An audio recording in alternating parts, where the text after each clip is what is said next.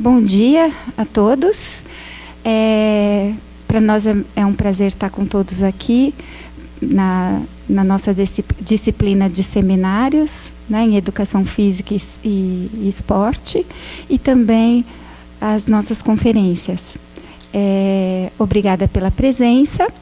E hoje eu vou passar daqui a pouquinho a palavra para o professor Ari, para que ele possa apresentar o nosso convidado de hoje, que eu já agradeço em nome da Comissão de Pesquisa de antemão. Muito obrigada, Luciano, por ter aceito o nosso convite, viu?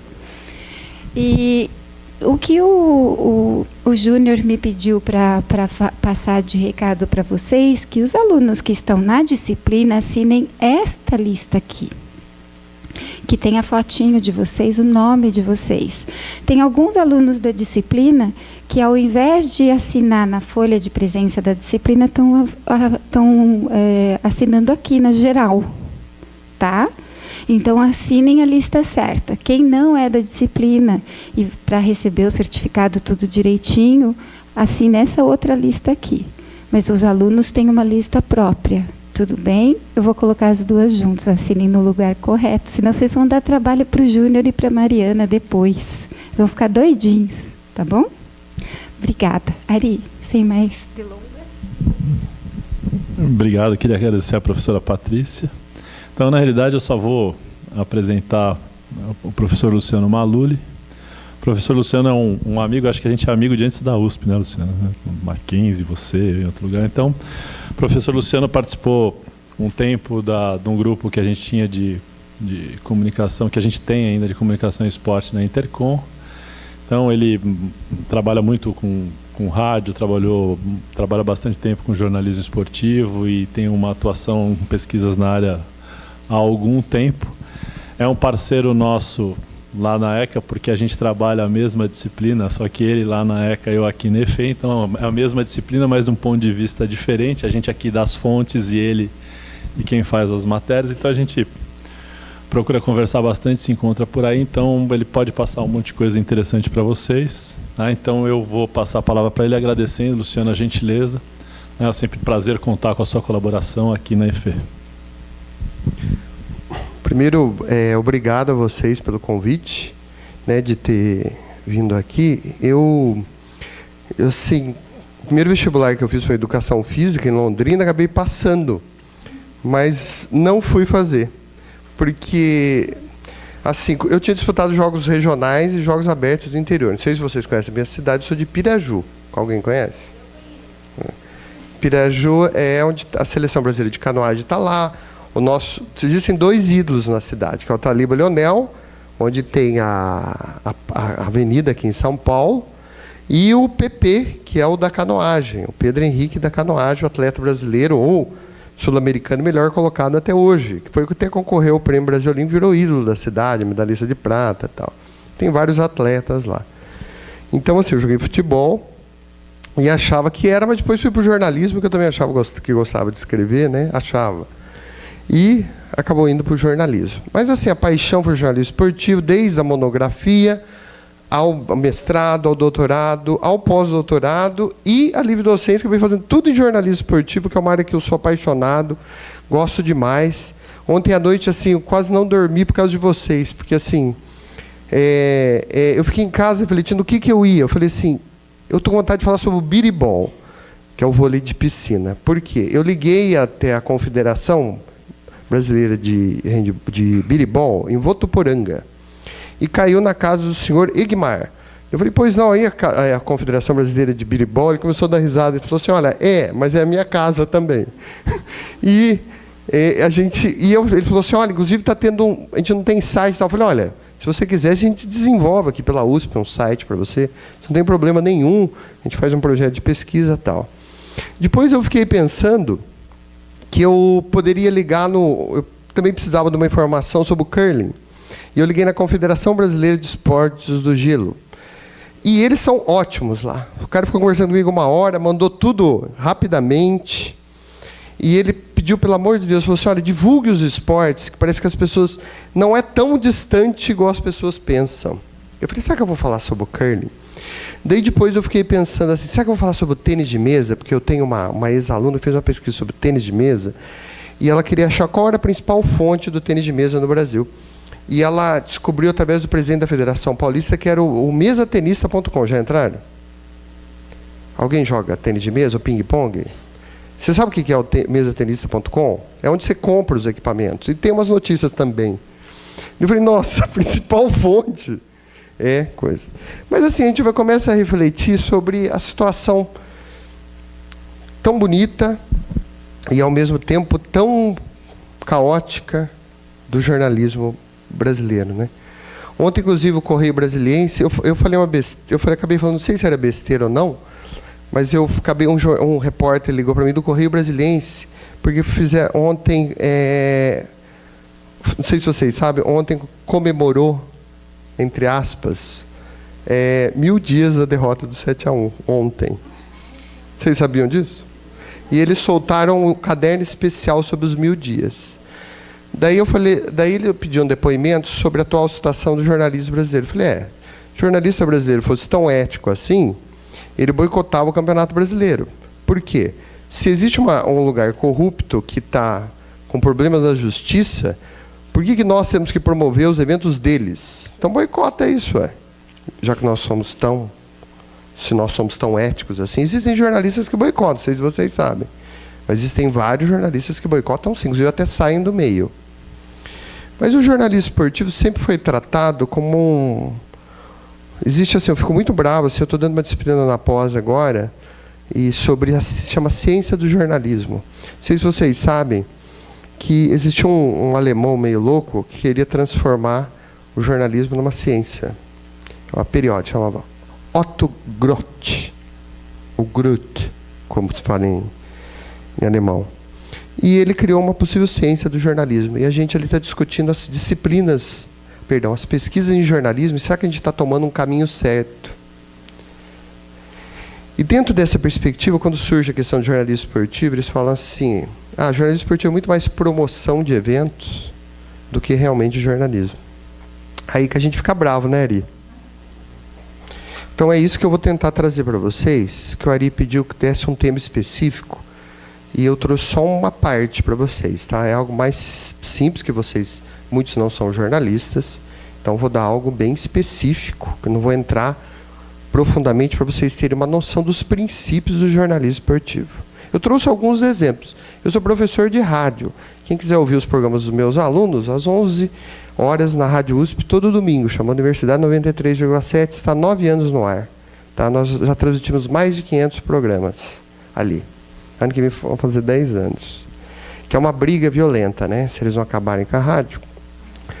Então a gente vai lá, princípios do jornalismo esportivo. O Carlos, gente, esqueci de apresentar o Carlos, é meu doutorando, né? Uma pessoa muito dedicada, ele é de Piracicaba, vem aqui quase toda semana, está estudando as notícias do Comitê Olímpico Brasileiro. Tá? Não é tão fácil assim. E ele, dentro desse ponto, eu vou dividir a palestra em 4 momentos para vocês. Os pesquisadores em comunicação e esporte, muitos de vocês já conhecem. Não sei se o pessoal já falou aqui. Uma interface entre comunicação, educação física e esporte. Os objetos do jornalismo esportivo, que eu vou mostrar para vocês, eu trouxe 5 exemplos. Tá? Como eu sou professor de rádio, eu trouxe 4 exemplos em rádio. Vou puxar minha sardinha.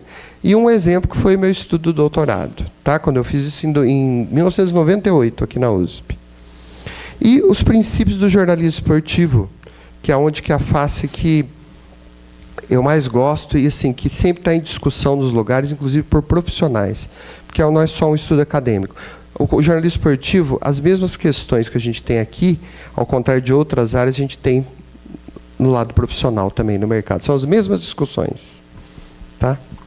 Então vamos lá. Os pesquisadores em comunicação esportiva, dando um panorama para vocês, é bom vocês terem uma noção, por quê? Vai que a gente precisa de fonte para fazer um trabalho, vai que o profissional de educação física, como ele tem uma parceria com o jornalista, sempre ele é chamado para as coisas, e é bom a gente estudar antes para não ficar falando besteira, né?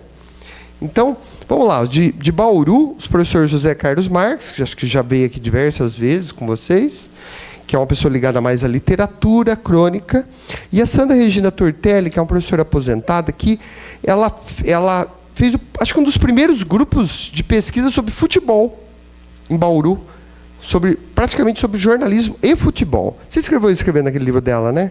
Chamava Futebol em Foco. Mas ela fez vários trabalhos ali. É muito importante. Daqui, da USP, 2 professores de vocês, o Ari, que trabalha mais a questão do esporte, a professora Kátia com a questão do olimpismo, e o professor José Coelho Sobrinho, que junto com o professor Pascoal Tambucci, aqui da USP, do CP, fizeram aquele livro Jornalismo Esportivo. Eles fizeram um livro. Era até interessante que, assim, tinha profissionais de educação física, odontologia, farmácia e tal. É muito interessante o livro. Chama Jornalismo Esportivo. O CPUSP publicava naquela época. Ele saiu com o selo CPUSP. Perdão. Com o selo CPUSP. Hoje já não tem mais esse selo. É um selo. Tinha um selo CPUSP. CPUSP lançava uma série de cadernos. Tá? Vocês têm selo aqui, Fê? Tem, só acho que mais para anais de evento, assim, né? De Campinas. A Vera Regina Toledo Camargo, que ela é do Labjó, que ela fez um estudo muito interessante, que ela falava o seguinte, que todas as áreas, quando a gente vai ver um economista, por exemplo, quando a gente está com um problema de economia, o jornalista entrevista economistas. Um problema de paisagismo, você entrevista um arquiteto, um urbanista. Menos a questão do esporte. Porque o esporte ele chamou ex-atletas, mas em vez de chamar profissionais de educação física, ela faz uma crítica à cobertura, principalmente a cobertura televisiva. Hoje ela está trabalhando com futebol com os indígenas. Ela tem esse tipo de trabalho. Já lançou uma série de livros, professor de educação física também. Ela já veio aqui, Pari, no ciclo? A Vera é ótima. O professor Marcelo Proni, que é da área de economia.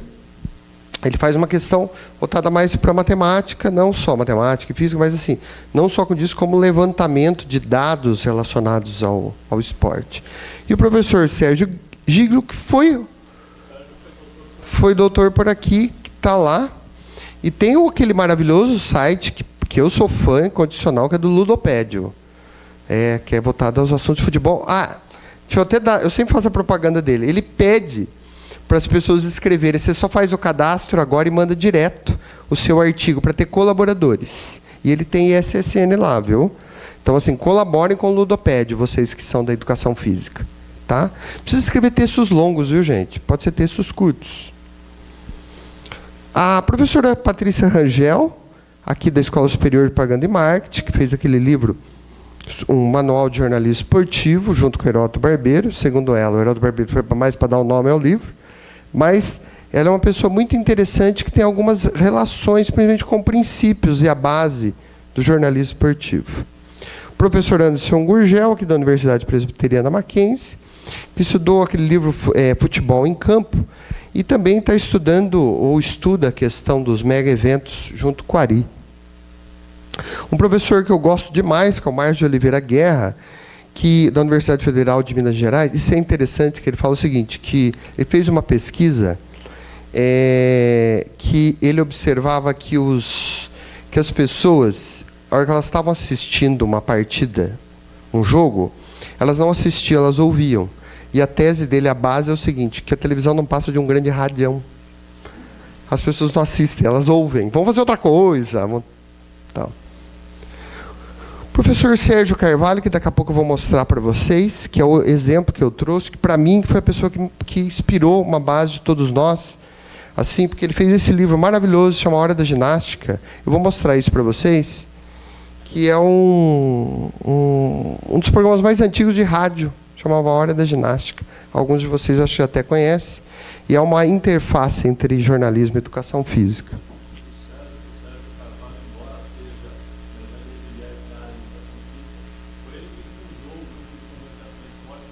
Aí, ó. É legal. Ele é uma figura fantástica. Se aposentou muito cedo, tá? Como agora está acontecendo de novo na USP, né? Então, os professores estão aposentando muito cedo. Ontem mesmo a gente teve uma série de professores que se aposentou com menos de 60 anos. O professor Wilson da Costa Bueno, da Unesp, que trabalha com divulgação científica. O Wilson também é uma pessoa muito interessante, escreveu talvez o artigo mais falado daquele primeiro livro do grupo lá, que foi o Chutando para Fora, onde ele fala dos principais erros do jornalismo esportivo, mas um apaixonado pelo esporte, pela questão do jornalismo esportivo.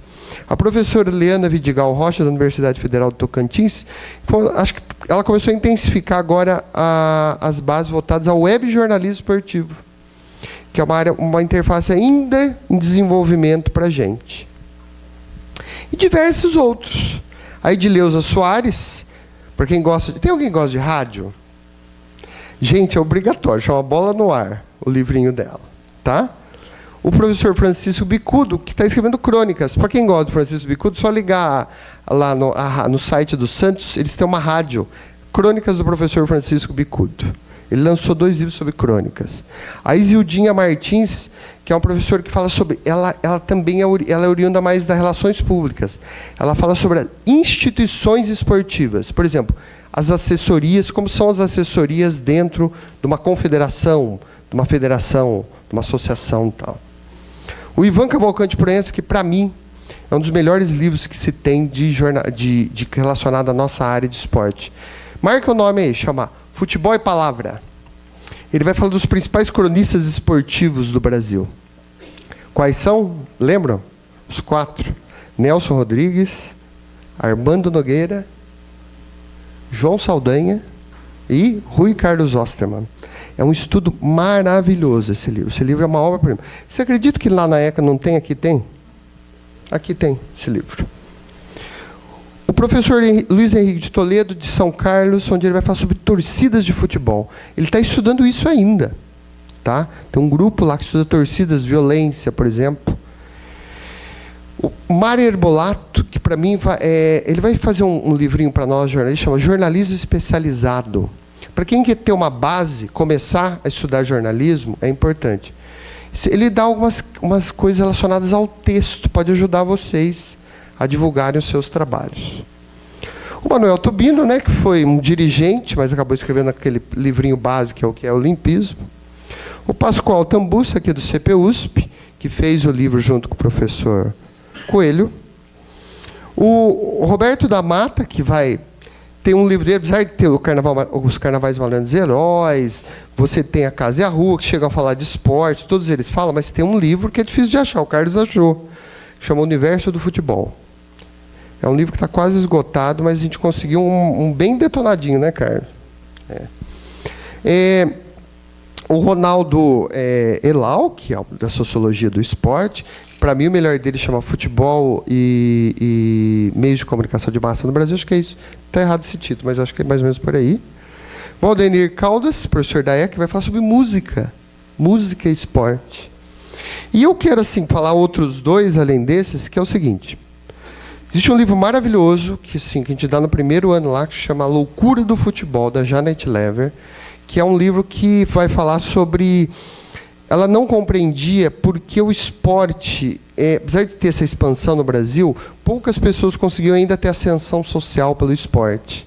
E ela comparava isso com o samba, tal. Apesar de a gente conhecer o samba, gostar do esporte, tal, você não, em comparação com outros países, nós ainda não chegávamos a ter uma quantidade de pessoas que conseguiam uma ascensão social, tanto pelo esporte ou pela música.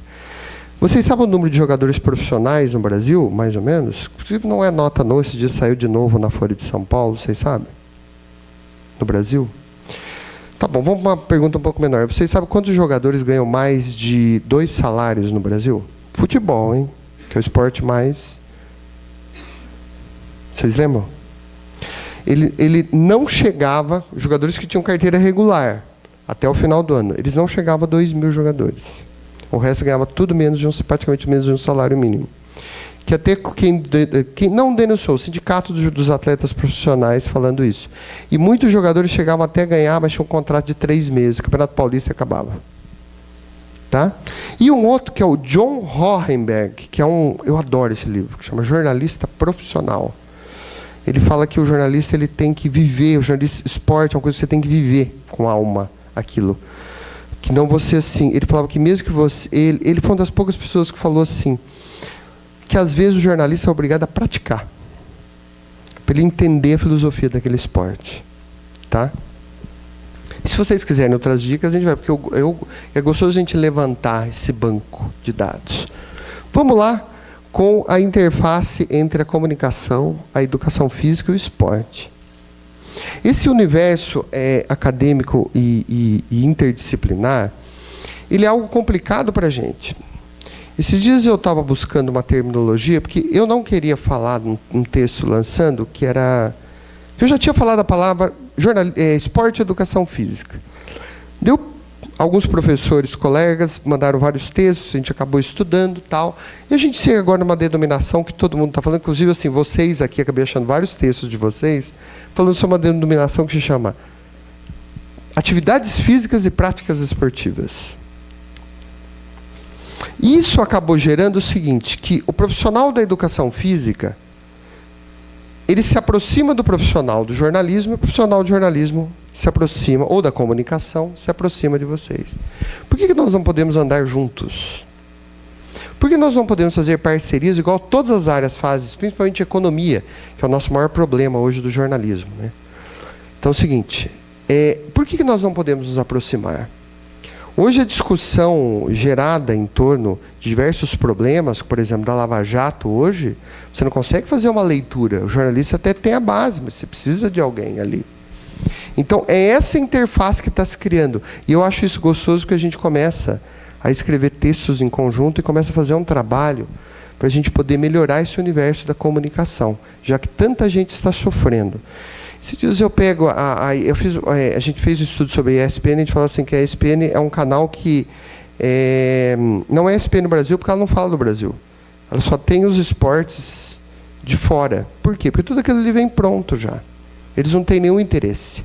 Segundo o Júlio Bartolo, que foi até meu colega, veio fazer pós aqui, que foi o cara que trouxe a ESPN para o Brasil, ele falou que o começo não era isso. Inclusive, o handball, por exemplo, quando eles começaram a transmitir, as federações vinham com aquilo pronto já, com 5 patrocinadores. E eles só transmitiam, levavam a equipe para ter. O futebol de salão, basquete, campeonato paulista, tal. E a gente fica perguntando, às vezes, o seguinte, se eu perguntar para vocês quem é o campeão paulista de tênis, que é um esporte que tem, vocês não sabem, mas vocês sabem que o Federer, que o coisa, estão lá. Entendeu? Para mim, eu cheguei num ponto da minha vida que assim, não interessa mais esse esporte de grande mídia.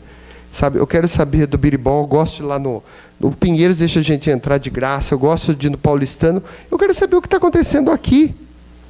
É legal você saber da grande, mas e daí, o que está acontecendo aqui do lado da gente? Eu pergunto para meus alunos que fazem o Jornal do Campus, eu quero que vocês cubram o que está acontecendo aqui, os esportes universitários. Por que eu sou obrigado a assistir basquete universitário americano na televisão? Não tem um canal que transmita os campeonatos aqui relacionados. Coisa que vocês, aqui a Escola de Educação Física, acabam ganhando quase tudo, né? E, então, uma vez teve um jogo, posso contar isso para vocês, bobo? A gente lá em Londrina, a Educação Física lá é fortíssima, uma das principais do país. E o time deles era forte lá, sabe? E era a base da seleção paranaense universitária. A gente combinou de jogar, caiu no chaveamento jornalismo versus educação física, no futebol de campo. Nós éramos em 3 que jogávamos. Aí a gente chegou lá, os caras estavam de chinelo, tá entendendo? Fumando, os caras de jornalismo, e a gente jogava contra o time da educação física. No final do jogo, foi 31-0 para eles. É demais da conta, né? A gente queria matar os caras, assim. Então, dentro desse ponto que eu vou mostrar para vocês, a questão da hora da ginástica. Tá? O livro está aqui. Vamos tocar um trechinho, Carlos? Acho que é o número 4. A gente vai tocar um trechinho da hora de ginástica.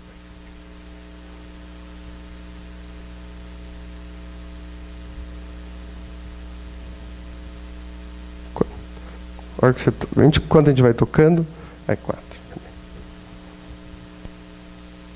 Exercício número 16. Corrida na ponta dos pés, braços oscilando, meio dobrados, mãos semiabertas. Correr no ritmo. Começar. 1, 2. Na ponta dos pés. 1, 2. Ritmo certo. 1, 2. Boca fechada. 1, 2. Movendo o braço. 1, 2. 1, 2. Marchar. Começar. 1, 2. Na cadência, encher os pulmões, pelo nariz. 1, 2, peito erguido. 1, 2, marcha lenta, começar. 1, 2, pés paralelos, peito saliente, abdômen contraído, corte correto. 1, 2, vai terminar. Alto. 1, 2. Você sabe que a Faculdade de Educação Física chegou a fazer um programa com a Rádio USP. Eles falaram isso para mim, que alguns professores que chegaram a começar um programa. Diz que durou um tempinho, mas teve. Com a ajuda dos alunos. E a base era o seguinte, era um piano e ele. Qual exercício que era? Vocês conseguiram marcar? Não sacaram? Ele era o polichinelo aqui. Só que ele fazia andando. O que era legal desse coisa? Olha como é que era o trabalho. O programa ficou 42 anos no ar. 30 com ele ao vivo e 12 gravado, porque ele já estava muito de idade, ele já não conseguia fazer os exercícios. O professor Oswaldo Diniz Magalhães está aqui. Um clássico. Esse é um clássico da comunicação esportiva, não é, Ari? Esse é um clássico. Essa é uma coisa emocionante. Sabe o que ele fazia?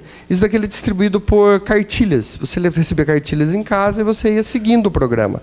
Hoje a gente pode estar fazendo isso com a internet. As pessoas ouviam e já faziam os exercícios.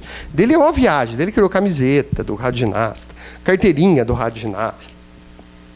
E isso foi sendo transmitido pela Rádio Nacional e por outras rádios. Tá? Ele criou essa interface para a gente.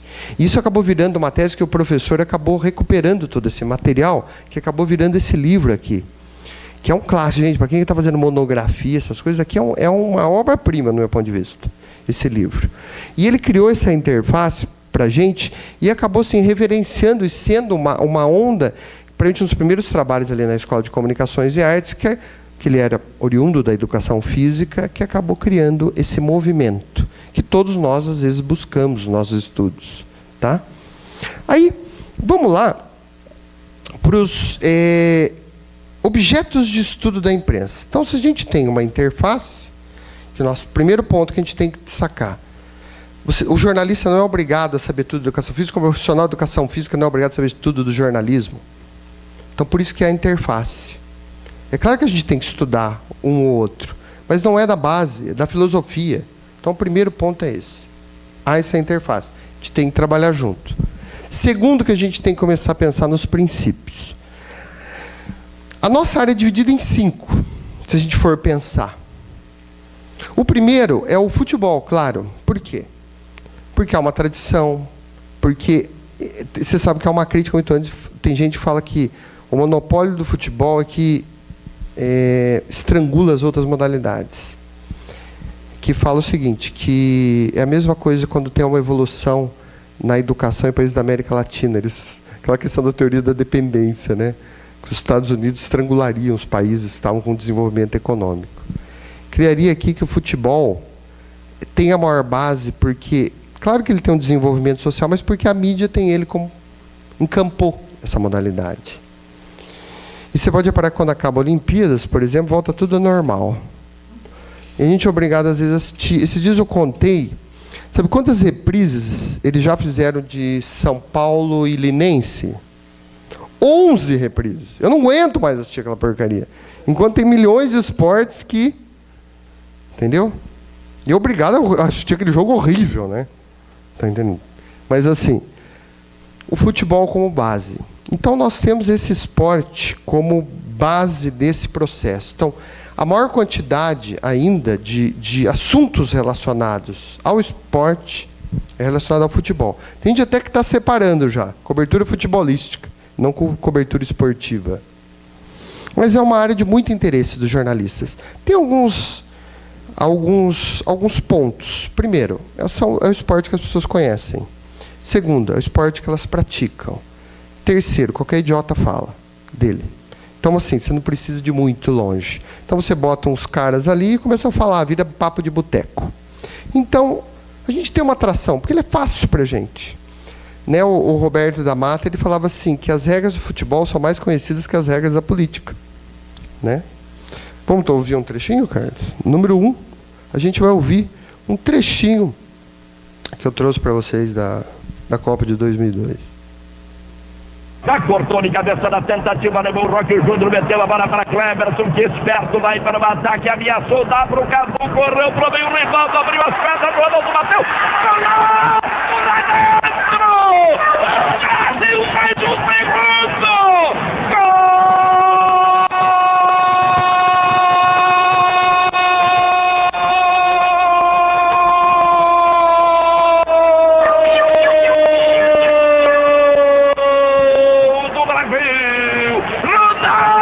Iguala Pelé! Ronaldo mete lá dentro!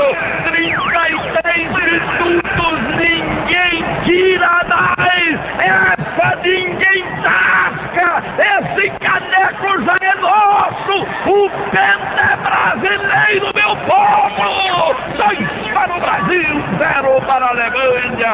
Bola do barbante do gigante Khan! Olha a cara dele, Roberto! O Brasil já faz a festa do Penta! 2-0, fenômeno outra vez, jogada de Cleberson, que categoria, que assistência do Rivaldo, abriu as pernas, estava ele, fenômeno dominado, Ronaldinho, que toque sutil, o campo pulou, a bola passou e o Brasil explodiu mais uma vez de alegria. É o Penta, é o carnaval brasileiro. Ronaldo, fenômeno, explode o coração brasileiro de alegria pela segunda vez. Olha o Penta aí! Ronaldo Nazário de Lima, 65 jogos, 45 gols com a seleção brasileira, 12 gols em Copa do Mundo, 8 nessa e 4 na França. Ronaldo Nazário de Lima, de Belo Horizonte pro mundo. Ronaldo mexe, remete, estremece, enlouquece a nação brasileira. O Brasil é Penta, mancha a Alemanha de verde e amarelo. Ronaldo, Brasil 2, Alemanha nada. E aí que você tem assim, aí que você tem o endeusamento pelos ídolos. Às vezes a gente fica até cansado. Dia 1º de maio de 1994, 2h17. A gente já mostra essa segunda. Aí que você tem o endeusamento por esses ídolos. E que a gente tem que tomar até cuidado, há um exagero, né? Você tem muito puxa-saquismo, você tem aquela... Às vezes ele fica falando horas de um atleta, e às vezes, de repente, esse atleta que estava lá no estrelato, de repente ele acaba no outro dia porque ele mandou matar a namorada, uma coisa assim. Então é o seguinte, o atleta ele cai de uma hora para outra, é uma coisa que complica. Às vezes você vê horas eles mostrando o Neymar, você fala, meu Deus do céu, o esporte que eu pratico não tem nem um segundo ali. Não tem nem um segundo. Então, por exemplo, é algo que... Eu joguei muito futebol de salão, assim, mesmo futebol de salão, você tem a liga e tal, mas para os amadores, para os juvenis, então você nem fala. Se você vai para o polo aquático, o pessoal do polo aquático vem sempre aqui, sabe? Eles ficam reclamando também. Se vai o pessoal do rugby, reclama também, sabe? Apesar que agora está um pouco mais em alta, mas... Então é o seguinte, você fala, meu Deus, mas por que eles estão perdendo 1 hora falando desse cara? Que às vezes assim não tem, às vezes é um atleta que ele é até legal, tudo, mas ele não tem um grande valor, por exemplo, de virar para os caras e falarem assim, para a população, falar assim, olha, seria legal a gente voltar a estudar. É legal você falar para uma pessoa, vai estudar, é legal estudar, é bom, faz parte da vida, é igual comer, né? Mas é uma área ainda de grande interesse, e por isso que cria esse clima da gente, sabe, do futebol de interesse. O segundo momento são os esportes midiáticos. O que são os esportes midiáticos? Por exemplo, tem um esporte midiático, a gente não está nem aí mais. A gente já teve vários ismos, mas a gente não está nem aí.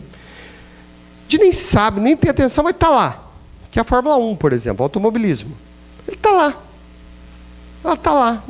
Gente, ninguém está nem aí mais. Nem quer saber mais informações da Fórmula 1. Mas ele está lá. É um esporte considerado midiático. O que acontece? Ele tem uma tradição...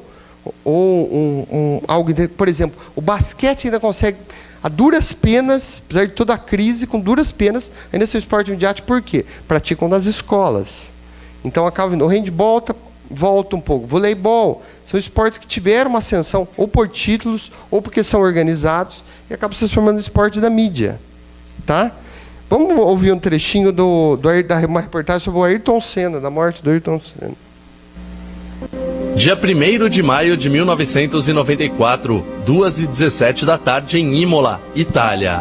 Senna batendo, vamos ver. Olha só, um acidente violento.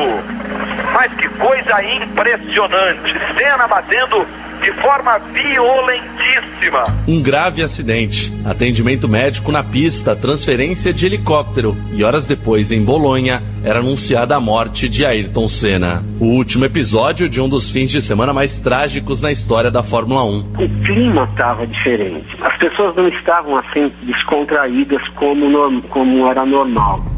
A lembrança do jornalista Wagner Gonzalez demonstra o clima de tensão desde o início dos treinos. Na sexta-feira, Rubens Barrichello, em início de carreira, bateu e o choque foi tão forte que o brasileiro não conseguiu correr. As coisas pioraram no dia seguinte. O austríaco Roland Ratzenberger morreu após perder o controle de sua Syntec na curva Villeneuve. A imagem chocou a todos, inclusive Rubens Barrichello, que tinha acabado de deixar o hospital. Fico muito triste porque eu podia estar na mesma situação. Um dos mais abalados foi Ayrton Senna, que se recusou a falar sobre o assunto. Senna não quis conversar com os jornalistas e se disse muito abatido com todos esses acontecimentos. O narrador Luiz Roberto Demúcio acompanhava a Fórmula 1 pelo sistema Globo de Rádio. Ele lembra da última vez que falou com Ayrton. Na conversa, Senna contou da reunião antes da prova e da recriação de uma associação dos pilotos. Contou a reativação da GPDA, que os pilotos estavam preocupados com segurança e que a Fórmula 1 jamais seria igual depois daquele fim de semana.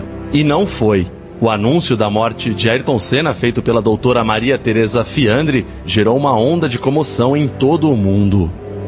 No dia 4 de maio, o corpo de Ayrton Senna chegou ao Brasil. Luiz Roberto Demúcio estava no mesmo avião e recorda os momentos após o desembarque ao lado do também jornalista Cândido Garcia. Me lembro que como a gente desembarcou, ficou um ônibus esperando a gente. Quando a gente entrou no ônibus, o motorista do ônibus quis sair, o Candinho chegou para ele e falou assim: não se atreva, a gente está acompanhando o estúdio de perto, nós vamos ficar aqui para olhar agora. Foi a última vez que eu vi o caixão. Um cortejo de mais de 3 horas levou o corpo de Ayrton Senna do Aeroporto Internacional de São Paulo à Assembleia Legislativa. Cerca de 1 milhão de pessoas saíram às ruas. Mais de 200 mil passaram pelo velório. Antes do enterro, o caixão foi carregado por diversos pilotos. Entre eles, o grande rival, o francês Alain Prost, que lamentou sua morte.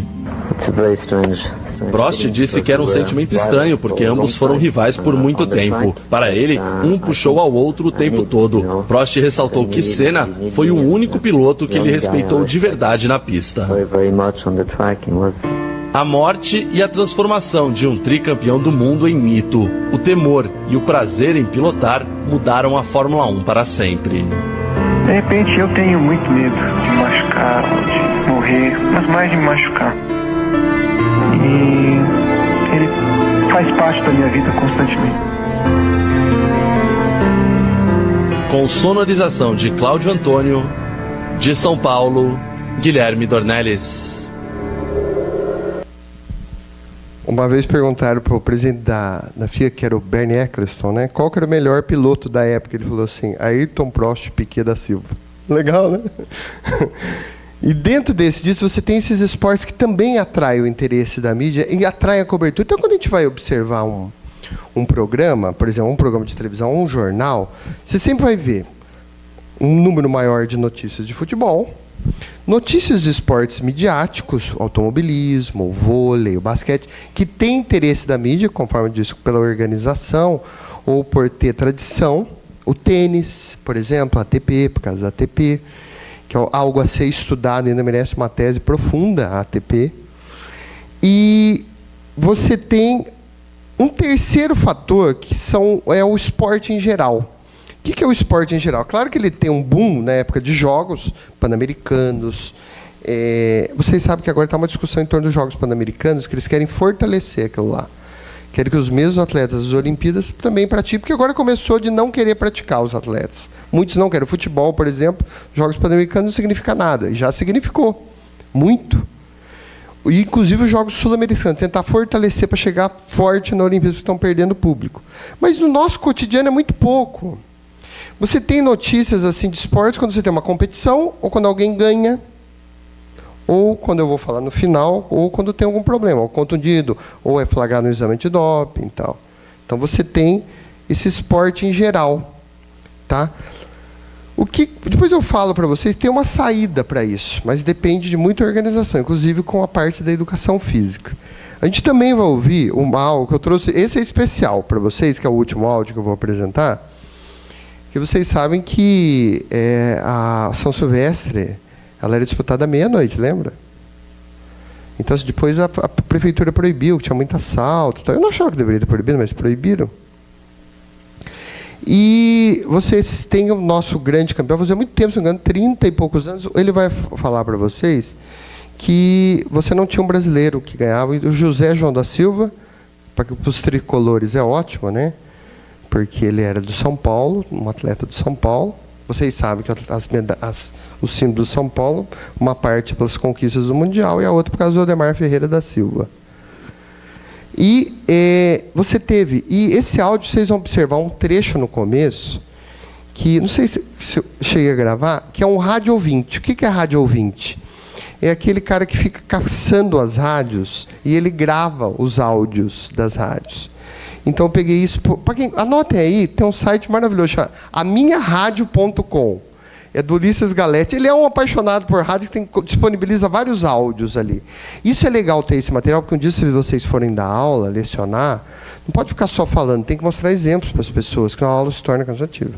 Para quem fez didática, né, ele, o pessoal de educação física, fez bastante isso, né? Você aprende a mexer com essas questões. Vamos lá, Carlos, ouvir? 3, né? Esse áudio é fantástico. João da Silva em segundo, Osmar. 19 minutos, confere também, Tony. A diferença é de 20 a 25 metros. O João já virou a Avenida Paulista. É da Rádio Gazeta, nenhum corredor, o terceiro ainda não apareceu. O João já tem pelo menos 80 metros de Avenida Paulista. Rádio TV Gazeta, deve ser o terceiro colocado, ainda não virou. Isso dá certeza. Agora nós cruzamos aqui em frente ao Colégio São Luís, a capela do Colégio São Luís. Agora virou o alemão. A diferença do João para o alemão é de 150 metros. Do João, o segundo, para uma média, o português, é de 20 a 25 metros. O João realmente faz uma corrida sensacional. Eu tenho certeza que quem sobe no pódio. Esse é o treinador. A nossa traseira. Isso, evidentemente, é euforia do técnico, é euforia de um brasileiro que vê a possibilidade do seu atleta ficar absolutamente bem colocado. É a alegria do Brasil. Daí o São Paulo Futebol Clube e em nome da Gazeta. Parabéns ao São Paulo Futebol Clube por ter acreditado numa perna magra, numa perna fina de um atleta brasileiro que vai, e com 3 anos só de atletismo, vai dar muitas alegrias ainda para o Brasil. 20 minutos. O Carlão dando... Olha o grito de guerra aí do Carlão. Olha aí o grito de guerra do Carlão.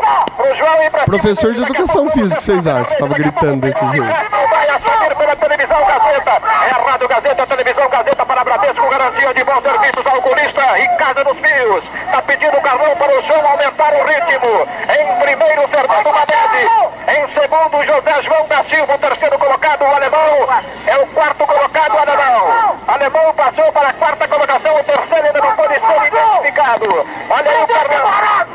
Olha o Carlão aí, não deixa barato, João. Encosta no português, encostando, hein? Já diminuiu, hein?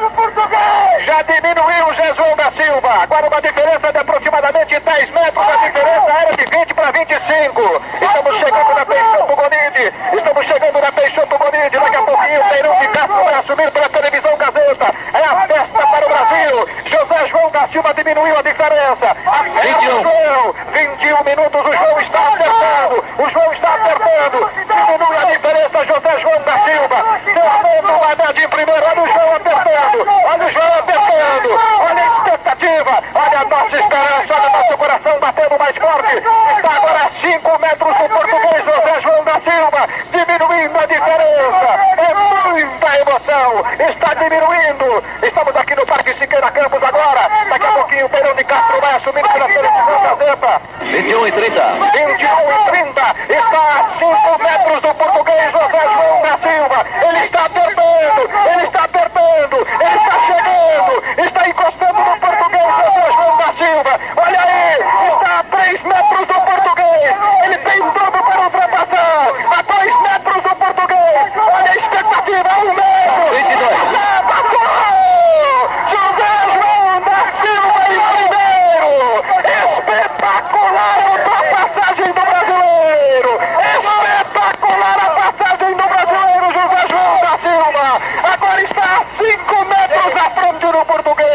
16 metros agora. Olha a vitória do brasileiro. Olha a vitória do Brasil. Vamos passar o comando para Peirão de Castro, para a televisão Gazeta. Vai você, Peirão. Aqui, Rádio Gazeta de São Paulo, Brasil, com a vitória do Brasil. O português já ficou. O português 22 e 30. 15 metros. José João da Silva, o campeão da São Silvestre, o vencedor. Uma vitória emocionante do Brasil. 25 metros a diferença. Alameda Campinas, 150 metros. O João é o campeão da São Silvestre. Um brasileiro, você que está em casa, abraça o seu amigo, comemore como eu estou aqui com o Jota e com o Carlão. É um brasileiro lá em cima. É um brasileiro da inflação. É um brasileiro do arroz e com feijão. Campeão da maior corrida do mundo. Olha aí a vitória do Brasil. É o João campeão. É o João campeão. José João da Silva, um momento histórico para o Brasil. Um momento histórico para o Brasil. José João da Silva é um vencedor sensacional da São Silvestre. Teve só uma coisa assim, eu não sei, eu fico muito chateado quando estou acompanhando uma transmissão ou o cotidiano desses programas de mesa redonda e eles começam a fazer uma crítica às confederações, à falta de apoio aos atletas, tem sempre isso, né? Daí, assim, uma coisa que a gente discute ali é o seguinte, por que vocês não dão espaço para eles, então? Há uma meia-culpa também dos donos dos meios de comunicação que preferem transmitir a NBA em vez de dar apoio aos demais esportes. Quer dizer, a crítica é simples você falar por falar. Imagine se a gente tivesse uma cobertura do Campeonato Paulista, Campeonato Paulistano, entendeu? Que a gente tivesse uma série de... Em vez desse cara, aquelas mesa redonda, porque é barato fazer isso. Transmissões dos Estados Unidos, por quê? Gente, você acredita que eu assisti esses dias? Luta... greco-romana universitária, eles transmitiram, 1 hora. Eu falei, mas espera aí, aqui não tem também? Imagine isso que poderia fomentar o trabalho para jornalistas, para profissionais de educação física. Porque você precisaria de gente para comentar isso, para trabalhar com isso, você fomentaria isso. O que aconteceu com o vôlei, por exemplo, que você tem um grande número de profissionais trabalhando, foi isso. Por que os outros esportes não? Por que eu tenho que assistir aquela mesa redonda repetitiva? Ficam falando do time de futebol o tempo inteiro, os 4 times o tempo inteiro. Cansa. As pessoas são diferentes, elas gostam de... Aposto que vocês gostam de... Cada um gosta de uma modalidade diferente. Então, quer dizer, é uma crítica que a gente faz, mas é uma culpa também dos meios. E da gente também. Porque muitas vezes a gente fica ovacionando o Campeonato Brasileiro, Copa do Mundo e Olimpíadas e esquece do chão. Que é o professor que está lá na escola, muitas vezes, né? Você sabe que há não sei, foi uma vez um professor de educação física, vocês podem até explicar melhor. Para o profissional de educação física, esporte não é isso. Esporte é algo muito maior, né? Que envolve a educação, a saúde e tal. Aí é um conceito mais de vocês, né? Oh, antes ainda tem, Carlos, volta. Não volta aqui. A coisa. Tá. Obrigado, Carlos. E, por último, a gente tem as atividades físicas e práticas esportivas, que eu estou falando, essa questão voltada para a atividade física da hora da ginástica, da prática do nosso dia a dia, claro que tem questões relacionadas à recreação, ao lazer. Você sabe que tem alguns períodos que são interessantes nisso, principalmente, tem uma série do Estadão, que eu tive até tentar procurar ontem à noite, que eles ensinavam pessoas a fazer uma atividade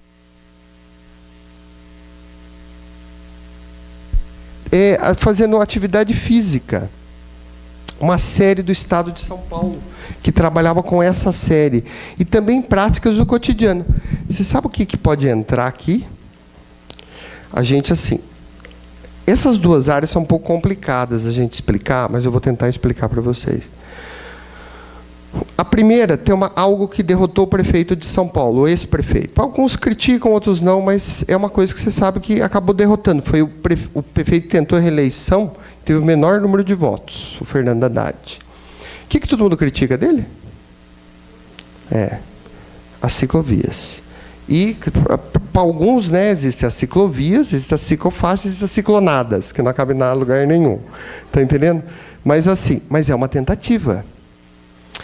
Esse processo do Fernando Haddad, que chegou a derrotar um prefeito, ele entraria aqui. Porque você, querendo ou não, você tem pessoas que praticam isso. Tem pessoas que começaram, que eu conheço, começaram a meter ciclismo. E olha só a coisa engraçada. Você tem uma prática que praticamente mudou a cara de uma cidade. Derrotou um prefeito. Agora eu vou fazer uma pergunta para vocês. Quem são os campeões paulistas de ciclismo de estrada? Alguém sabe? Alguém é do ciclismo aqui? Ou de pista? Vamos lá. De velocidade? Vamos? Quais são os nomes dos nossos atletas que foram representantes na Olimpíada? Nós também não sabemos nada. Hã? Repete. Eu sei onde eles fazem os cursos. Vai ter um café aí. Ó. Mas você vê aí, ó. Não era para divulgar? A gente sabe muito pouco da modalidade de ciclismo. A gente pratica, igual o tênis de mesa, a gente pratica muito em casa. A gente pratica muito modalidade de coisa. É igual o biribol, a gente brinca com o biribol, muito. Biribol, vocês sabem que é uma modalidade tipicamente brasileira, surgiu na cidade de Birigui, pelo professor Dario, em 1968. Tá? Jogado 4 contra 4, tá? E você tem 3 sets. Vocês sabem que ontem eu descobri uma coisa que eu gosto, né, de jogar. Que nos jogos abertos, as finais podem ser jogadas em 5 sets. Mas diz que é um horror. Os jogadores ficam acabados, que é uma modalidade que cansa o atleta, igual o polo aquático. E, por último, os espaços e mensagens esportivas. O que é isso? Por exemplo, todo mundo fala em crise no Brasil. Tem muita gente presa. Tá? E vocês sabem, isso não é novo. A Espanha e a Grécia também passaram por isso. Tem muita gente presa, associada a todo o rombo que ocorreu na época das Olimpíadas, na época da Copa do Mundo. Tem gente presa, vocês sabem disso. Não falando nada de novo. Querendo ou não, a crise brasileira passa por aí. O Rio de Janeiro é um estado falido. Praticamente os professores da Universidade Estadual do Rio de Janeiro não estão recebendo. Segundo os colegas lá, eles estão recebendo assim, diz que vem 500, 300, tal. Isso entraria nesse outro espaço, quer dizer, o jornalismo está envolvido, mas ele passa por outras áreas. E eu estudei mais ou menos nessa parte aqui de cobertura de interesse, que é a questão do doping. Isso foi em 1998, que tinha o caso Ben Johnson, lembra? O caso Ben Johnson começou a ter assim, um assédio nos atletas. Só que eu descobri alguns casos que as pessoas eram acusadas, logo depois, dali 30 dias, elas eram julgadas e eram absolvidas. Eles não tinham provas para isso, porque começou vocês lembram disso? Começou uma procura atrás dos atletas, que virou pior do que hoje, no caso do Ben Johnson. E daí tinha um erro jornalístico ali. Porque o Código de Ética ele vai falar o seguinte: quando alguma pessoa é acusada, ela tem o direito de ter a sua opinião. O primeiro lugar que o jornalista vai é nessa pessoa. E uma coisa que a gente aprende no jornalismo é o seguinte: até o último momento você desconfie. Até o último momento. Não acontece igual a escola base, onde umas pessoas foram acusadas, a escola, os professores eram acusados de assédio e não tinham nada. Não tinha nada ali. Então, até o último momento, a gente desconfia. Para a população, todo mundo fala assim: o Lula roubou. Para o jornalista, espera um pouco. Vamos até o último momento. A gente tem que tomar muito cuidado no jornalismo, para você não cometer erros e injustiças. E eu descobri alguns casos. Eu vou mostrar um para vocês, que é o seguinte. São 2 casos. É do Atirson, que era um jogador do Flamengo, que ele tinha sido acusado e ele falou assim: olha, só que desde o começo eu desconfiei do laboratório. Ele falou isso, ele não queria, falou: olha, não está certo isso. E um outro que foi da Elisângela Adriano, que era uma moça do arremesso de dardo, que ela foi acusada, praticamente acabou da vida dela. E existe um terceiro caso, foi do Sanderley Parrella, que ele foi também acusado de exame de doping. Ele foi o primeiro brasileiro medalhista de prata em pista no Mundial, lembra? E ele deu uma entrevista falando o seguinte: eu sou muito mais conhecido pelo doping do que pela minha medalha de prata em mundiais. Ele teve um problema seríssimo, depois ele quis desistir do esporte, conseguiu disputar a Olimpíada com muito custo, mas depois não. Ele ficou em segundo lugar, perdeu para o Ben Johnson, aquele que era de barba, dos 400 metros? 400 metros com barreira? Elgin Moses. Ele ficou em segundo no Mundial. Olha que coisa fantástica. Mas eu vou mostrar qual era a manchete. Porque é o seguinte, você tem a acusação, você tem a contraprova, prova contra prova, e depois o julgamento. E o julgamento da Adriana, da Lisângela, praticamente ele não tinha nada, ele estava sendo problemático desde o começo. Inclusive, até a Federação Internacional chegou a pedir para cancelar, mas a Confederação Brasileira quis fazer o julgamento. Olha como o jornal se reporta. Vamos mostrar, cara. Quer ver? Esse mesmo. Esse mesmo. Ele está carregando. Eu pedi para o... Ai, gente, uma coisa legal. Pedi para o Jornal do Brasil, mandei um e-mail para eles. Eu vinha dar palestra para eles mandarem para mim. Porque eu não tenho mais esse material. Eles mandaram no dia, você acredita? Foram muito legais. Jornal do Brasil. Precisa de um título desse? A cobertura já estava errada. Eles acabaram com a carreira desses atletas. Eles não tinham nada. Mas precisa escrever a palavra milagre? Quer dizer... Eram casos de doping que eram casos meio confusos. E que a imprensa jogava esses caras como praticamente acabando com a carreira deles. Espera aí, vamos com calma. Tem o processo da punição, mas vamos com calma. Quando eu fiz essa pesquisa em 1998 a 2002, eles chegaram a alguns caras falando o seguinte, que alguns professores de educação física e profissionais de farmácia, eles queriam preservar os atletas. Os atletas teriam um julgamento, mas ele teria tipo uma advertência de começo. Mas não, eles começaram o seguinte, até hoje acontece isso, o cara é flagrado, você já solta a informação, mesmo sem o cara ter sido julgado. Tá? Olha só, vamos ver do Atirson agora? Atirson 3, doping 0. Foi isso que eu acabei estudando. Eu estudei 4 casos. O caso do Sanderley, dele, do Atirson, que está aqui, e do Ronaldo. Em 98, o Ronaldo foi acusado por um médico francês de ter jogado dopado na final de 98. E isso não prosseguiu porque o medicamento que ele tinha tomado era o Voltaren, tinha tomado mais um, que eu não lembro. Eles não estavam na lista na época. Mas se o Brasil, você sabe que ainda esse caso está aberto. O Brasil vai perder o vice-campeonato para a Croácia. Se não me engano, a Croácia que foi a terceira colocada naquele Mundial. Tá? Então, isso entraria nesse quarto momento, que são coisas que o esporte se relaciona, mas que estão também envolvidos nesses espaços de mensagens. Tudo bem? E daí a gente vai já chegando para o final, que a gente tem aqui a questão dos princípios do jornalismo esportivo.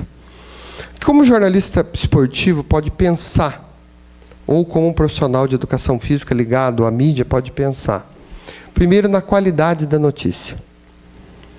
O que é essa questão da qualidade da notícia? Quando a gente vai cobrir uma partida, não é só a partida. Ali estão envolvidos os torcedores, ali está envolvido as pessoas que praticam. Você não pode falar só cobrir o jogo, a partida. Você vai ensinando as pessoas a praticar a modalidade. Você vai falando para ela quais são os seus ídolos, quais são suas referências. O moço lá do ciclismo, lá. Como é que é o nome dele? Onde, se eu quiser começar a praticar ciclismo, onde eu vou? É ele. Você não é do ciclismo? Alguém sabe aqui onde que eu posso ir? Oi, bem. Pode responder. Na USP, né? E se eu quiser praticar, sei lá, badminton, onde que eu vou? Aqui também?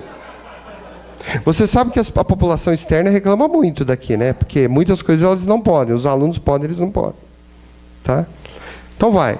Tênis de mesa aqui também? Esgrima do Pinheiros, mas assim, para criança lá, que eu já...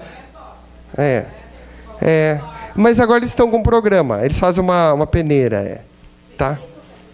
Mesmo para criança. Para criança carente, eles já fazem uma peneira. Eu fui lá conversar, um russo, que é o treinador, né? Ele é gente boa, ele falou assim, olha, a gente faz a peneira. Esse assunto que ela falou, Pinheiros, a USP, por que a USP, então, não está nas matérias? Por exemplo, essa é a qualidade da notícia. Você não pode pensar só aquele esporte, aquele momento. Você tem que pensar o todo. Desde como você pode aprender as regras, os atletas, as principais competições, os locais de prática, os locais de recreação, os parques, as ruas, a ginástica laboral, tudo isso envolve o esporte. Só que a gente observa que não é isso. Por quê? A pessoa vai lá e só quer saber do resultado. Ganhou ou perdeu. Quer saber quem ganhou e quem perdeu. Tá? Então, a qualidade da notícia tem momentos muito bons de cobertura, tem momentos muito ruins. Tá? A segunda é a educação pelo esporte e pelo jornalismo. A educação passa por um processo que às vezes são coisas assim. Por exemplo, o fair play faz parte aqui. Por exemplo, eu acho muito interessante quando os atletas, mesmo com raiva, os atletas do vôlei, do tênis, se cumprimentam no final. Esses dias um atleta do tênis não quis cumprimentar. Ele recebeu uma multa, ó, e foi o Kyrgios, o australiano. Ele recebeu, você viu? Ele recebeu uma advertência, foi punido e vai ficar, parece 15 dias, uma semana sem jogar. Bom, é uma renca. A educação, sim, nosso cotidiano do respeito, os valores olímpicos da amizade, do respeito, da excelência, de dar o melhor de si, coisas para o nosso... O esporte transmite coisas do nosso dia a dia, o jornalismo também. Sabe o que o jornalismo tem com a gente? Que é uma coisa que pouca gente fala, a gente tem dentro... Você chegar mais próximo da verdade, chama verossimilhança, mas você tentar chegar mais próximo dela. Outra coisa é você desconfiar sempre. Toda pessoa tem direito à defesa até o último momento. Mesmo se ela estiver presa ainda, ela tem direito à defesa. Se fosse a gente pensasse assim, o Mandela não tinha saído. Tá? Então, assim, são valores que o jornalismo e o esporte transmitem. A questão da amizade, eu mesmo, assim, eu sou testemunha viva que o esporte muda mesmo. O esporte, cheguei a uma época que eu comecei a fumar. O Ari sabe disso. Entendeu? Eu comecei a fumar. E eu falei assim, meu Deus, eu preciso largar disso. Daí, minha mãe, que sempre gostou muito de esporte, falou assim, sabe como você para de fumar? Vai praticar esporte. E foi mesmo. Você para. Para alguns funciona. Mas ajuda. Mas assim, no meu caso, eu sou testemunha que o esporte faz bem, não faz? Claro que faz. Tá? As atividades físicas são coisas do nosso cotidiano que fazem muito bem. E o terceiro desses princípios do jornalismo esportivo, buscar a qualidade da notícia, quer dizer, a notícia como um todo, e não só o jogo, quem ganhou, quem perdeu. A educação pelo esporte, pelo jornalismo, os valores que envolvem o esporte, o olimpismo, o próprio jornalismo. E, por último, a valorização das atividades físicas e das variadas práticas esportivas. A gente, quando está trabalhando no meio, a gente tem que falar assim, não é só futebol, não é só... E as outras modalidades? Eu tenho uma ideia seguinte, uma vez eu perguntei para o editor do Globo Esporte, eu falei para ele, por que cada dia de uma semana você não põe 1 minuto para cada esporte? Então, todo dia 26 é o dia do hóquei sobre grama. O cara que é aficionado sobre hóquei sobre grama vai lá, sabe que o dia 26 é o dia dele. Sabe o que ele falou? Não é de interesse nosso. Então a gente tem que pensar o seguinte, que o jornalismo não é só a grande mídia. Também tem os veículos alternativos. Tem gente fazendo coisas maravilhosas do rugby, a gente sabe, eu e o Vinícius, que são coisas maravilhosas, não é? O que o portal do rugby faz, com 2 meninos que surgiram da USP, inclusive um do lado de História, que é o Vitor. Tá? Tem pessoas fazendo algo maravilhoso sobre o futebol, como é o caso do Sérgio com o Ludopédio. Tem pessoas fazendo coisas maravilhosas no futebol de salão. O pessoal do Biribol, vê a luta deles. O pessoal da Confederação Brasileira de Esporte no Gelo, que a gente está tendo contato agora, estão lutando por isso. E outras pessoas amadoras, blogs, jornalistas fazendo. O pessoal da canoagem lá na minha cidade é transmitido pelo rádio. O rádio transmite ao vivo. Porque é uma corredeira lindíssima. Se vocês puderem ir, tem uma corredeira. Quem gosta de praticar, não fazendo propaganda, já fazendo, da minha cidade, você tem lá, é uma corredeira, e você pode fazer rafting. Tem rafting até para crianças de 5 anos. Pode ir. Tá? São águas abertas. Tá? E uma coisa legal, só para contar, os canoístas, eles ficam como salva-vidas. Eles ganham um valor da prefeitura para aumentar a renda deles. Tá? Vamos lá?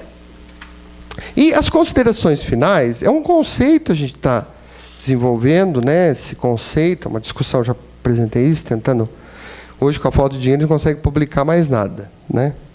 Mas assim, que o jornalismo esportivo, ele é o conjunto de ações utilizadas para a produção de relatos jornalísticos sobre as atividades físicas ou práticas esportivas que são fundamentais ao desenvolvimento humano e social. Tá? Então, assim, é uma possibilidade de conceito que você tem, que é esse envolvimento. Porque, assim, o esporte, por si só, ele envolve muito mais do que uma própria competição, que um próprio resultado. Ele envolve o quê? Todo o desenvolvimento da pessoa, da sociedade e assim por diante. Tudo bem? É isso. Aqui tem uma série de... Olha, a quantidade de livros que a gente tem sobre jornalismo esportivo, sobre comunicação esportiva. Vai indo, Carlos. Um monte, ó. Para vocês lerem aí, se der tempo nessa vida de ler. Só uma última coisa, não tem nada a ver com esporte. Mas vocês foram assistir um filme que chama Era o Hotel Cambridge? É uma obra-prima. Se vocês puderem ir, é uma obra-prima assim, do cinema brasileiro. É uma coisa assim... Eu fiquei impressionado com a coisa. Então, assim, para vocês poderem... É uma obra-prima. Muito obrigado.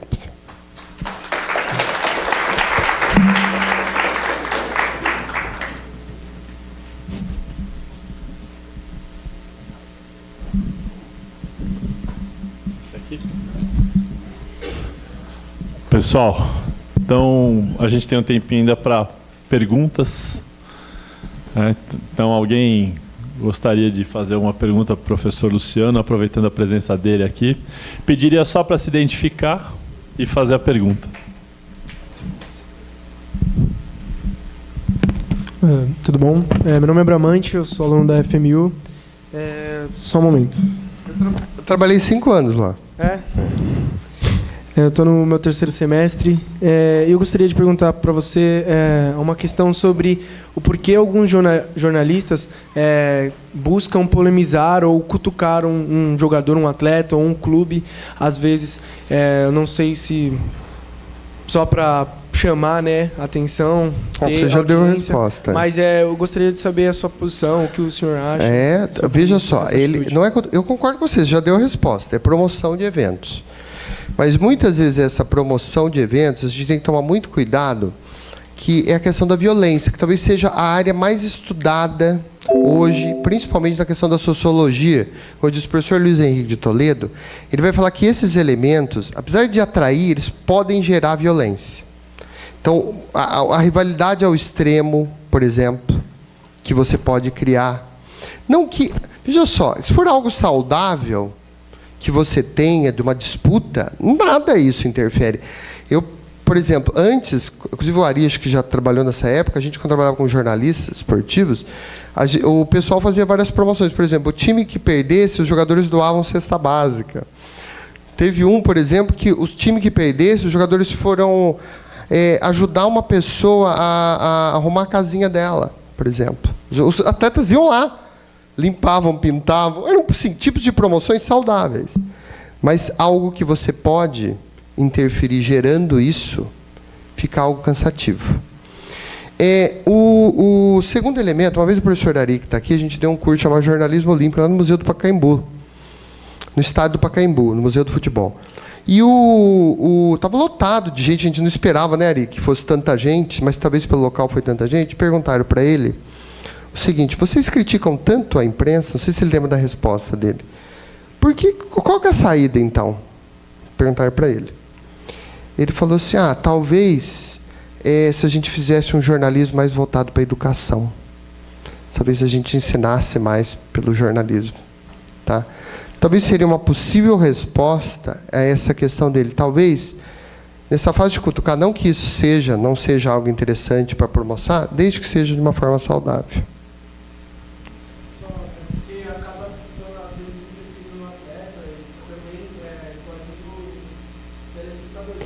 Pode. Você tem um fato na psicologia do esporte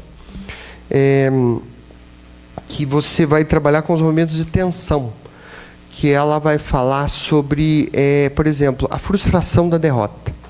Então, às vezes, você mexe tanto com o atleta, ou você cria uma expectativa tão grande do público, que às vezes pode criar uma frustração enorme. Por exemplo, um fato que aconteceu agora com a seleção brasileira de vôlei feminino, por exemplo. Quando você cria uma expectativa muito grande e aquilo acaba influenciando. Você fica falando para a atleta, você tem que ganhar, você tem que ganhar, você tem que ganhar. É igual quando, assim, no nosso cotidiano, quando uma pessoa chega para você, você tem que ser vitorioso, tem que trabalhar, você tem que... Você fica tão nervoso com aquilo que dá vontade de você chutar tudo mesmo. Porque a gente vive numa sociedade que exalta somente a vitória. Tá? E nem sempre a vida ela tem altos e baixos. Às vezes você acha que a sua vida está tudo bem e tal, de repente você perde um ente querido, por exemplo. Você perde a sua mãe. A sua vida acaba em nada. E o atleta passa pelo mesmo processo. Gente, pensa uma coisa. O esporte, todos têm direito de vencer. Faz parte do jogo. Nosso dia a dia pode. Existe, aí vou dar minha opinião, existe uma outra questão que acho que contribui um pouco negativamente para isso, porque às vezes a gente culpa só o jornalismo, mas a gestão das entidades esportivas também é pífia. Vou dar um exemplo. Né? O Corinthians empatou com o São Paulo, o Jô faz o gol, e aí o Jô fez gol nos 3 clássicos. Aí o clube vai lá, no seu Twitter oficial, e fala que o Jô está sendo procurado pelo IBAMA porque matou bambis, porcos e peixes. Isso estimula a violência, estimula a polêmica. Então, o próprio gestor do esporte não entende o que é o papel do esporte na nossa sociedade, para que serve o esporte na nossa sociedade. Tem um vídeo rolando do Benfica, aí, da Fundação Benfica, que eu até postei, por exemplo, na minha página no Facebook. É uma ação social da Fundação Benfica. O Benfica... Chega um ônibus do Benfica numa escola, e aí eles pegam os melhores alunos de uma classe, vocês foram premiados porque vocês foram os melhores alunos, vocês vão, né, para um evento. Aí levam os jovens de uma sala de aula, meninos e meninas, para o centro de treinamento do Benfica. E o prêmio para vocês terem tido boas notas é treinar com os jogadores do Benfica. Vocês vão bater bola com os jogadores. E começam a dar o uniforme do Benfica com o nome dos alunos. E aí 2 ficam sem uniforme, por quê? Porque foram alunos com boas notas, mas que não são torcedores do Benfica. Aí o que eles fazem? Vocês vão ficar sem treinar? Não.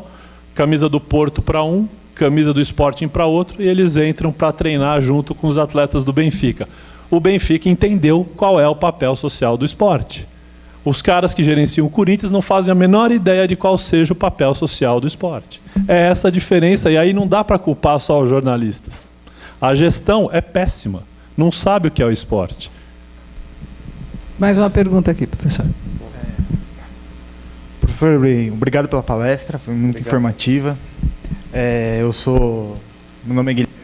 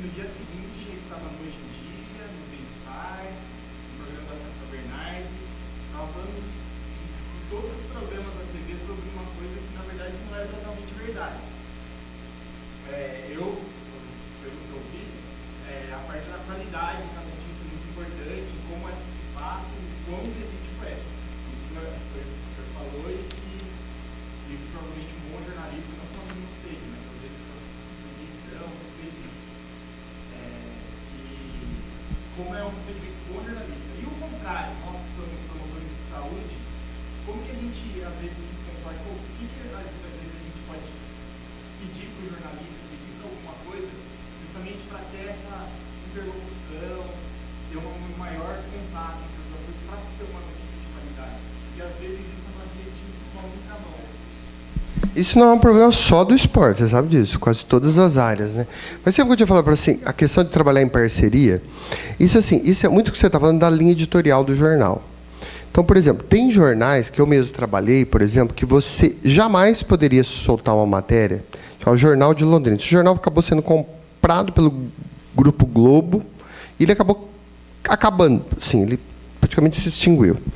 E era obrigatório, por exemplo, boxe. Londrina tinha 2 esportes que você tinha uma grande amplitude na época. Era boxe e ginástica rítmica desportiva, que era o nome da época, que se dava essa modalidade. E lá sempre foi forte, até hoje, a base da seleção brasileira é lá. Você acredita que a gente não podia soltar a matéria sem devolver para a treinadora? Ela era nossa consultora, não tinha jeito. Você poderia entrevistar, você tinha que passar por ela, era linha editorial do jornal. Mas uma coisa assim que a gente sempre passa, principalmente para professor de educação, isso quando principalmente a gente não conhece algumas modalidades, ou, por exemplo, a filosofia daquela modalidade, que é algo muito complicado, às vezes, de você entender, quando você consegue... Eu, por exemplo, sempre, antes de publicar, peço para a pessoa que foi entrevistada olhar se aquele recorte está bom ou não, mas não são todos os jornalistas que fazem isso. Se eu concordo com você. O Correio Brasiliense, como eu falei para vocês ontem, ele acabou mandando a entrevista, o cara mandou antes para mim, ele não colocou a matéria inteira, ele mandou as frases que ia aparecer, para eu poder observar se aquilo que eu tinha dito era realmente o que eu tinha falado para ele. Isso se chama checagem, que você está falando. Existem poucas empresas que têm isso no Brasil.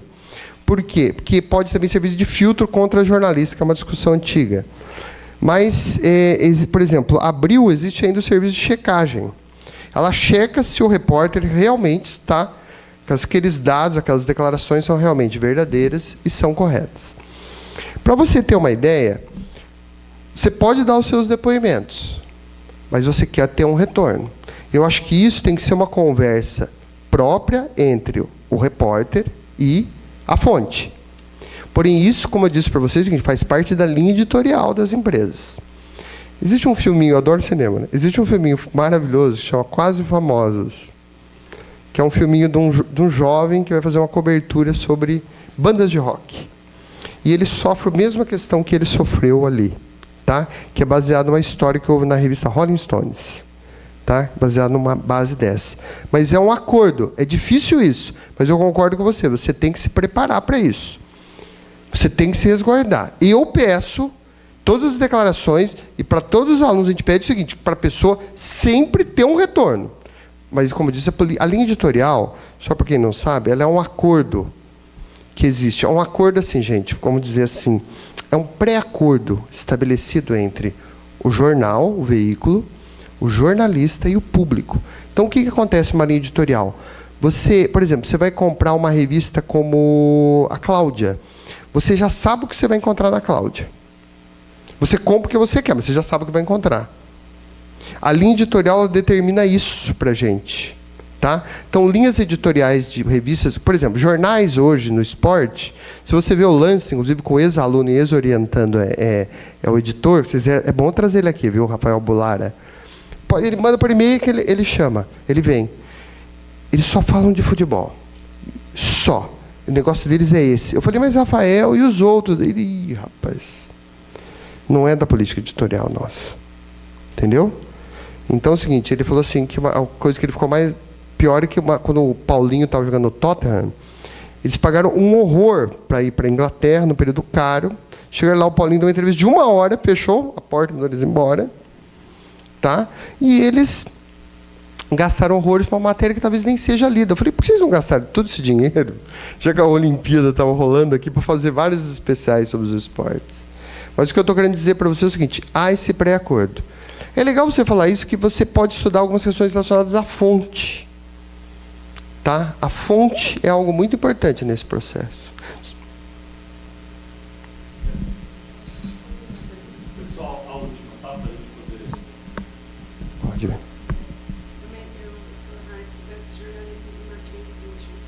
Eu também dei aula lá na primeira turma, foi onde que eu rodei, né?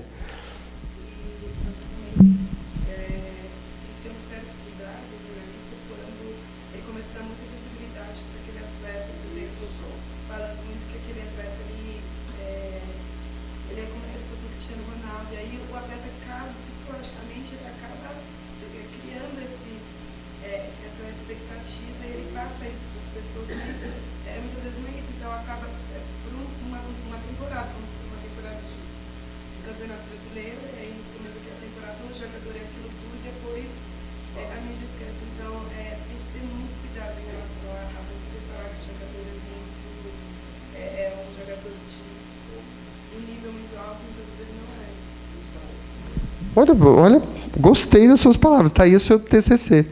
Viu? Mas é isso mesmo, os princípios do esporte. Esse livro do John Hohenberg, ele vai falar muito semelhante ao que eu estou falando.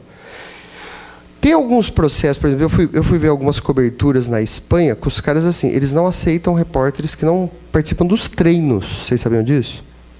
Eles ficam muito putos com o cara na partida desde a base, repórter que só vai para ver o jogo final. Não, o cara tem que ir lá atrás, ver a estrutura do clube. Por exemplo, Portugal ou Espanha.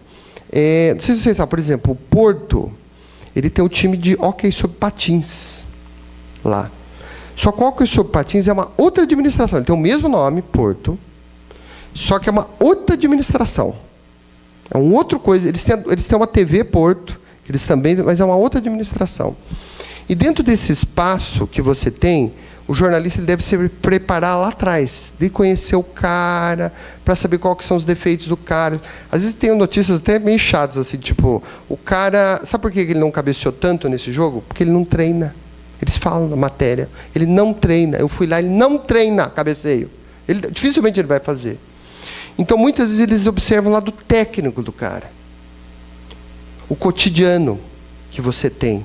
E eu concordo que... E acaba fugindo um pouco dessa questão que você fala. Sabe? Do exagero. Do exagero. Claro, tudo na vida, tudo é exagero. E esse exagero que você falou chama sensacionalismo, né? A gente nunca pode esquecer que isso existe muito. Pessoal, peço desculpas para outros que queiram perguntar, é que a gente tem um compromisso em terminar 1 hora, né? Então são 12h58. Então eu queria passar ao professor Luciano um certificado pela presença, agradecer novamente. Então um prazer tê-lo aqui, com isso a gente encerra, pessoal. Obrigado.